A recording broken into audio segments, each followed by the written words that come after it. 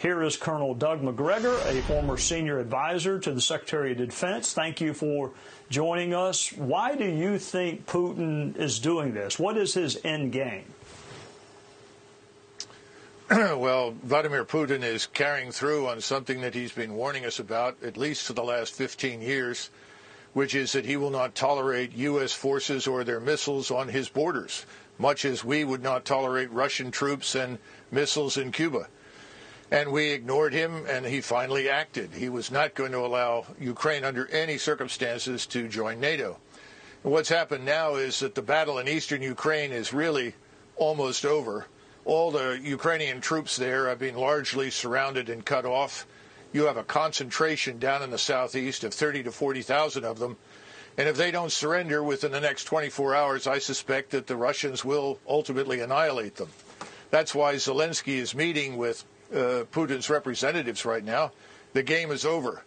And he's going to have to negotiate the best deal he can get. And we've already told him, the President of the United States has, that if he opts for neutrality for Ukraine, we'll back him. And I think that Vladimir Putin will do that for Western Ukraine. That is the Ukraine beyond the Dnieper River.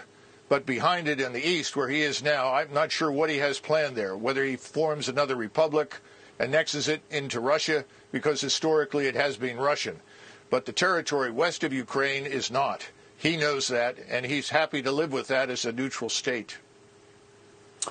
I am not a military expert. I'm not even an expert on geography. But if he takes Ukraine and Ukraine abuts Poland, then he's going to have a NATO country abutting him. So if that's what he doesn't want, then isn't he going to just have to keep going until he runs out of NATO countries?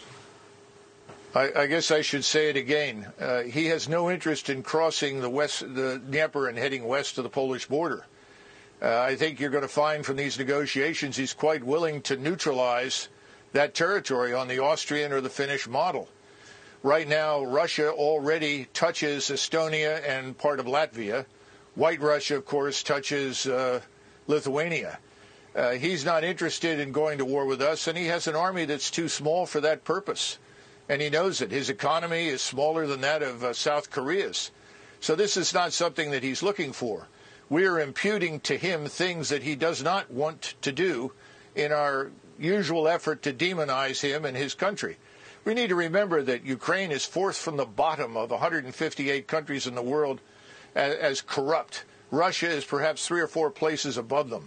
This is not the liberal democracy, the shining example that everyone says it is. Far from it. Mr. Zelensky has jailed journalists and his political opposition. I think we need to stay out of it. The American people think we should stay out of it. The Europeans think we should stay out of it. And we should stop shipping weapons and encouraging Ukrainians to die in what is a hopeless endeavor. So when you say stay out of it, you mean no sanctions, no military aid, just let Russia take the portion of Ukraine they want to take?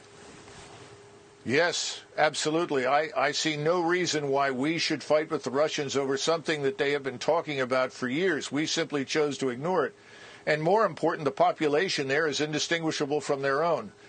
You know, the thing that's so disturbing is that on the one hand, we will not send our forces to fight, but we are urging Ukrainians to die pointlessly in a fight they can't win. We're going to create a far worse humanitarian disaster than anything you've seen thus far if it doesn't stop.